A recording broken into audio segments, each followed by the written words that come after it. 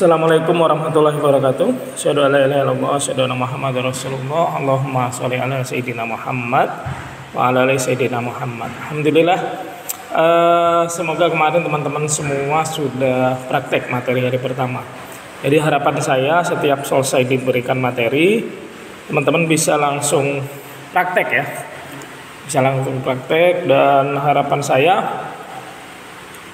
nanti ketika teman-teman praktek ya, meskipun baru praktek langkah pertama itu sudah banyak yang terkabul hajatnya ya, karena langkah pertama itu sangat powerful. Langkah kedua insya Allah lebih dalam lagi, dan kalau teman-teman praktek, Bapak Ibu sekalian praktek, insya Allah hajatnya akan lebih cepat dikabulkan oleh Allah Subhanahu wa Ta'ala ya.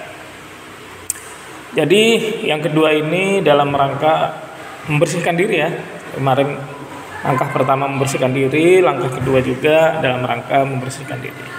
Jadi apa yang harus kita lakukan di langkah kedua, yaitu adalah meminta maaf kepada pasangan. Coach, saya nggak pernah punya salah dengan pasangan. Misal kita ada yang beranggapan seperti itu, maka tetap kita harus minta maaf, karena kita tidak tahu apakah kita pernah melakukan kesalahan baik yang disengaja maupun yang tidak disengaja kepada pasangan kita. Alhamdulillah dengan izin Allah, saya ajarkan kurang lebih 2 tahun lalu kepada salah seorang murid yang sudah hampir 30 tahun menikah. Ketika saya ajarkan, maka ya setelah praktek 1 minggu, beliau ke silaturahmi lagi ke rumah, berterima kasih banyak, dan beliau mengatakan ketika hari pertama praktek, maka pasangan ini saling menangis ya, saling menangis karena banyak ternyata salah. Jadi apa yang harus dilakukan, langkahnya adalah langsung ya kepada pasangan, sampaikan misalnya, Abi atau Umi, mohon maaf jika selama ini Abi ya ada hal-hal yang salah terhadap Umi. Satu, mohon maaf, mohon diikhlaskan, mohon ridhonya. Begitu juga istri kepada suami mengatakan hal yang sama. Nah, yang kedua adalah ada enggak yang selama ini sikap, sifat, perlakuan Abi yang kurang berkenan. Nah, itu suruh sampaikan saja cerita. Begitu juga istri, sampaikan ya cerita. Ya, cerita. Kalau misalnya suami atau istrinya tidak melakukan hal yang sama, nggak apa-apa ya.